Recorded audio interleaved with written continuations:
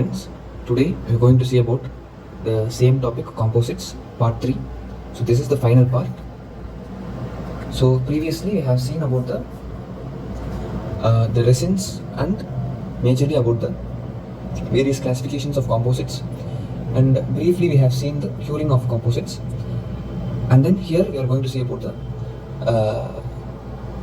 types of curing of the composites, that is chemical and light curing, which are majorly used. And then we are going to see about the C factor, which is very important short note, and in the essays also it's mandatory to mention about the C factor. C factor is nothing but the configuration factor. Composites are an important topic in both in the aspect of dental materials and in operative dentistry. So it's very important to mention C factor in both dental materials as well as operative dentistry. It really plays a significant role in getting you the marks majorly in operative dentistry topic. So first of all, let's see some of the pictures related to the chemically activated system. So here these are chemically activated composites in which we have,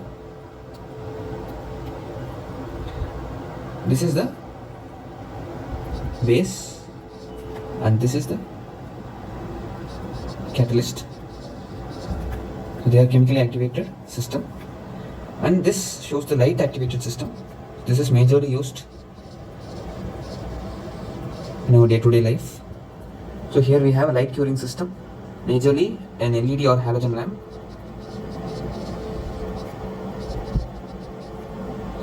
Curing the various parts of composites which are arranged in the form of increments. So how does the depth of cure goes on? See, if you see here, at the starting 0 millimeters it's very high, 65%. Up to 1 mm it's 65%, and then it reduces to 45% at 2 mm and 3 mm, and when it goes 4 mm or beyond 4 mm it becomes 15%. So that is the degree of conversion. So this is how the shape of cure looks like. So that is why in the procedure of making a composite restoration that we will see in operative dentistry, here, so they tell us to make the restoration and cure them in the form of incremental layering. So that in the beginning of the video I told something about C factor, that is a configuration factor, that becomes lesser. I will explain them separately. This is just to make you a bit of clearer with the facts. When you see the diagrams, it will become much more better for you. So here we have the C factor. So these are the C values. So what is basically C factor? C factor is nothing but the ratio of bonded tooth surface to unbonded tooth surface, which means in these cases, like when the bonded tooth surface is higher, here you have more bonded tooth surface. So here the C value is very high, which is not good. It goes on decreasing, and you see here when there is more unbonded tooth surface and there is less bonded tooth surface, what happens is it becomes better. The shrinkage becomes lesser. So why does it happen? So what happens is when we light cure the composites, there is a tendency of composite to just shrink towards the light. So what happens in a class 1 cavity like this, what happens is there is more number of bonded tooth surface, so there is not a much unbonded tooth surface present to make a relief, to give a relief for the polymerization shrinkage. So that kind of relief is not made, so that the shrinkage occurs higher. But here there is a better flow and there is a better relief. There is a better flow of composites towards the unbonded tooth surface. When there is more number of unbonded tooth surface, what happens is there will be a better flow and better movement, so that the shrinkage is not higher. Basically that is why composites are preferred for class 4 restorations and class 3 restorations than class 1 restoration, class 1 and class 2. So this must have given you some ideas about the today's topics. So here, how do we do the composite restoration? What I told before, this incremental filling technique, oblique, and then when we just fill it completely It's bulk filling technique, and then we cure them like that. In incremental filling technique, we cure each layer by layer. We cure the composite. Here it is oblique. Here it is same incremental filling technique, but it's horizontal. Oblique is majorly done for deep cavities, whereas if you see horizontal, that is done for shallow cavities. Here typically we see a clinical photograph, a clinical picture of how does a clinician cure the composite restoration after placing them in the form of incremental layers. So here we have this to show you that this is the windshield.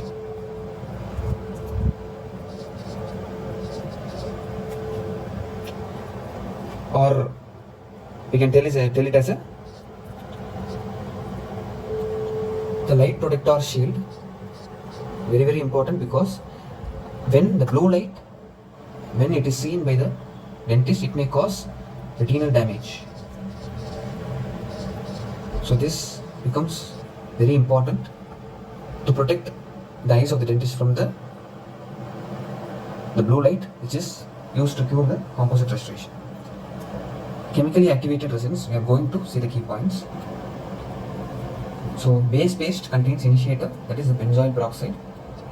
So what does it do when the chemical is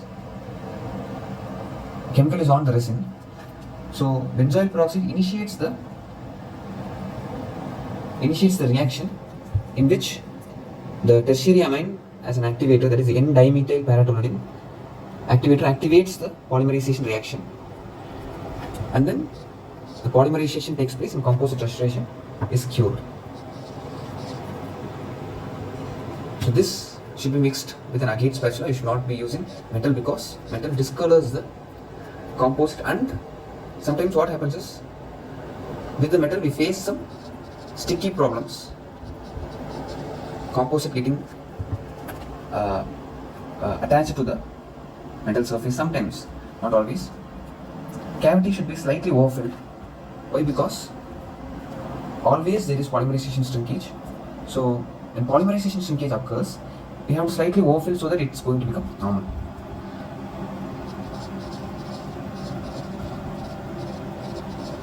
So in chemically activated resins, shrinkage occurs towards the center of the material, whereas in light activated resins, shrinkage actually occurs towards the light. Here we have a single paste, not two, as in the case of chemical. It's not two. In light activated resins, it's a single paste. That is initiator, that is the camphorophenone. When light acts on the composite resin, camphorophenone initiates the reaction, and then the polymerization takes place and composite is cured. So activator here is diethyl aminoethyl methacrylate amine, that is, it is also called as diketone. So here the light is at a wavelength of 400 to 500 nanometer, which is under visible light wavelength. UV light curing has potential health effects, so that UV light curing is not used. It has effects on both patients and as well as the dentist, so it's not used much. So here we have source of light, that is majorly tungsten halogen bulb, or we can also use LED lamps. The thing is, tungsten halogen bulb do not decrease the intensity.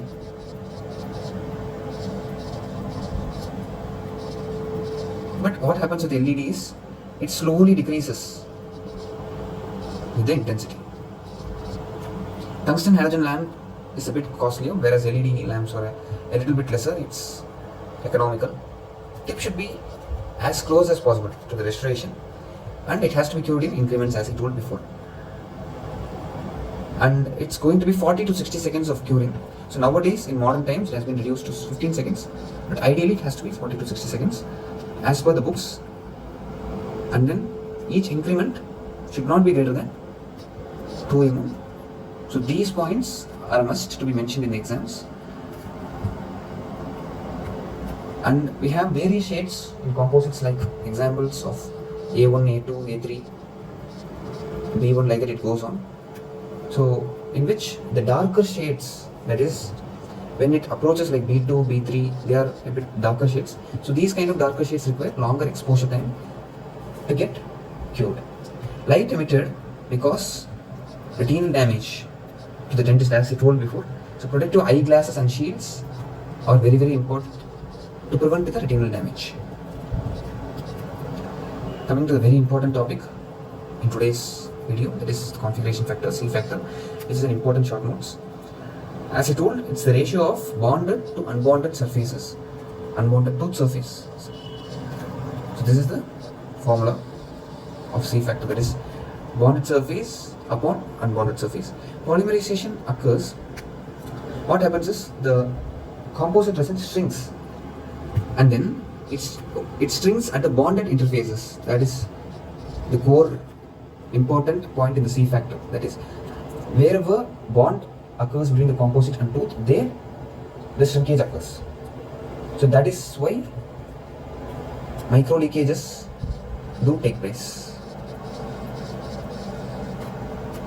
High C factor may lead to high polymerization shrinkage. Vice versa, we have low C factor, it leads to low polymerization shrinkage. So these are examples of C factor values, various cavity preparations which we make.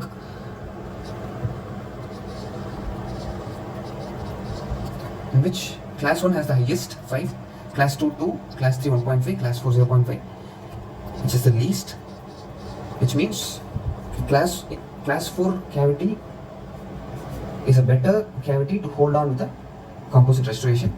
Class 5 has 1.5 C factor value. So class 1 has the highest polymerization shrinkage, whereas the class 4 has the least polymerization shrinkage. To reduce the C factor by technique, as I told, the incremental layering technique plays a major role to reduce the C factor. And when we use flowable composites, which is a recent advancement, in which also we can reduce the polymerization shrinkage. And then low shrinkage composites we could use.